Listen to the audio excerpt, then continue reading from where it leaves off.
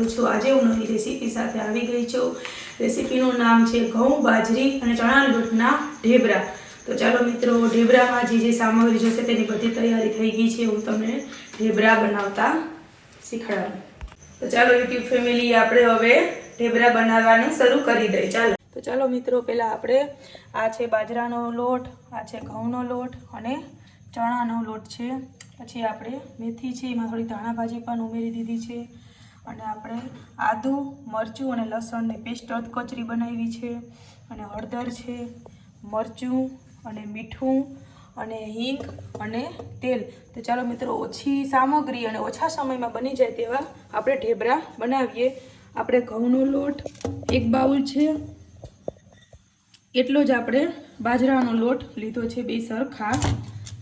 બેયનું પ્રમાણ સરખું રાખવાનું એટલે ઢેબરા એકદમ સરસ થાય। અને હવે આપણે નાનો બાઉલ છે એ ચણાના લોટનો, આ ઘરનો જે આપણે ચણાની દાળનો દરાવેલો લોટ લીધો છે તે પણ આમાં ઉમેરી દેવાનો। હવે આપણે બધાય મસાલા એડ કરી દઈએ। આ મેથી અને ધાણા ભાજી બે મિક્સમાં લીધા છે। મેથીને ધોઈ સાફ કરીને ઝીણી ઝીણી કટિંગ કરી લીધી છે। જો વધારે ખાતા હોય તો તમે વધારે પણ નાખી શકો। હવે આપણે આમાં આદુ મરચાંની પેસ્ટ ઉમેરી દઈએ।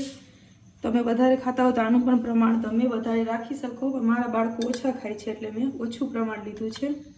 અને હવે આપણે આમાં બધાય મસાલા એડ કરી દઈએ। આ ચટણી આપણે અડધી ચમચી જેટલી, 1 ચમચી જેટલી આપણે હળદર લીધી છે। સ્વાદ અનુસાર આપણે મીઠું લેશું અને 1 ચમચી જેટલી, અડધી ચમચી જેટલી આપણે હિંગ લીધી છે। હવે આને આપણે બધુંય ભેળવી પછી આપણે મોણ નાખીશું। એકદમ સરખું આપણે ભેળવી નાખવાનું। અમુક આપણે બાજરા અને ઘઉંનું પણ આપણે ઢેબરા બનાવતા હોય, પણ બાજરો અને ઘઉં અને ચણાનો લોટ ત્રણેય મિક્સ કરીને ઢેબરા જરૂર એકવાર બનાવજો અને ટ્રાય કરજો, અને કેવા બની તે કોમેન્ટમાં જરૂરથી કહેજો। હવે એકદમ સરસ આપણે બધું ભળી ગયું છે। હવે આપણે આમાં તેલનું મોણ નાખી દઈએ।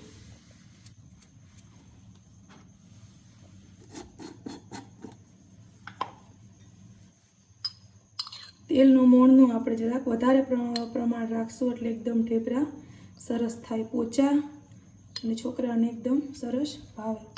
જે તમે જે રીતે ઘરે બનાવતા એવી રીતે। ચાલો હવે આપણે આમાં પાણી નાખતા જઈએ, સરસ બાંધી લઈએ।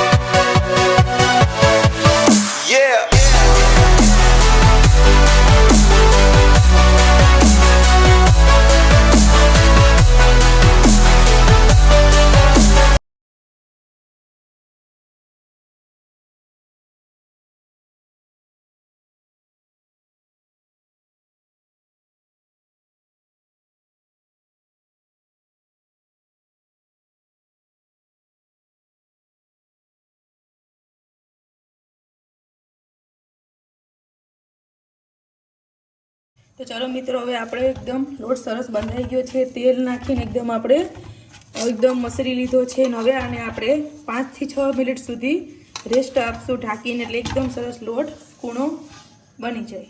જોઈ શકો એકદમ રોટલીના લોટ જેવો જ બન્યો છે। આવી રીતના આપણે લોટ બાંધવાનો એટલે ઢેબરા કરવા સહેલા પડશે।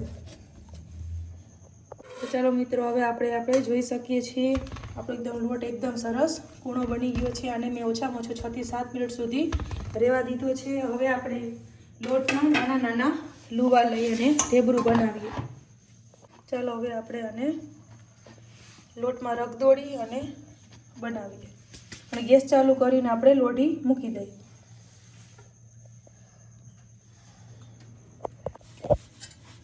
તો ચાલો હવે આપણે ઢેબરું વણી નાખીએ। અમને મીડિયમ સાઇઝનું ફાવે છે એટલે હું એવી રીતના બનાવું। તમે જે રીતે આછું જાડું ખાતા હોય તેવી રીતે બનાવી શકો, તમારા ઘર પ્રમાણે આપણે તમારે બનાવવાનું। ચાલો આપણે હવે ઢેબરું વણાઈ ગયું છે, અને હવે લોટી પણ ગરમ થઈ ગઈ છે તેમાં આપણે હવે શેકી લઈએ.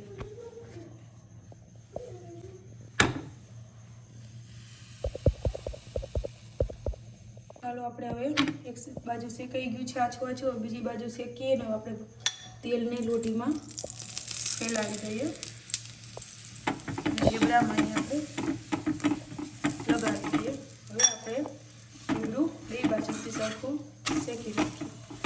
તો ચાલો મિત્રો, હવે આપણે જો ઢેબરું બે બાજુથી સરસ શેકાઈ ગયું છે ને એકદમ ઓછા તેલમાં, જે લોકો તેલ ઓછું ખાતા હોય એના માટે તો બહુ જ ફાયદાકારક છે. અને ખાસ કરીને અમે બાજરાનો ને 3 લોટ એડ કર્યા છે એટલે આપણે તેલ ઓછું જ જોશે. હવે આપણું જો ઢેબરું સરસ બની ગયું છે. હવે આપણે આવી જ રીતે બધા ઢેબરા બનાવી નાખીએ. તો ચાલો યુટ્યુબ ફેમિલી, આપણા ગરમા ગરમ ઢેબરા તૈયાર છે. જે ટમેટો કેચઅપ, ડુંગળી ટામેટાનું કાચું, તરેલા મરચાં, શેકેલો પાપડ ને મસાલેદાર છાશ. તો જે લોકોને મારી આ ઢેબરાની વેરાયટી પસંદ આવી હોય તે મારી ચેનલને લાઈક કરે, સબસ્ક્રાઈબ કરે ને આગળ વધારે બીજી રેસીપી સાથે મળશું. ત્યાં સુધી યુટ્યુબ ફેમિલી બધાને આવજો.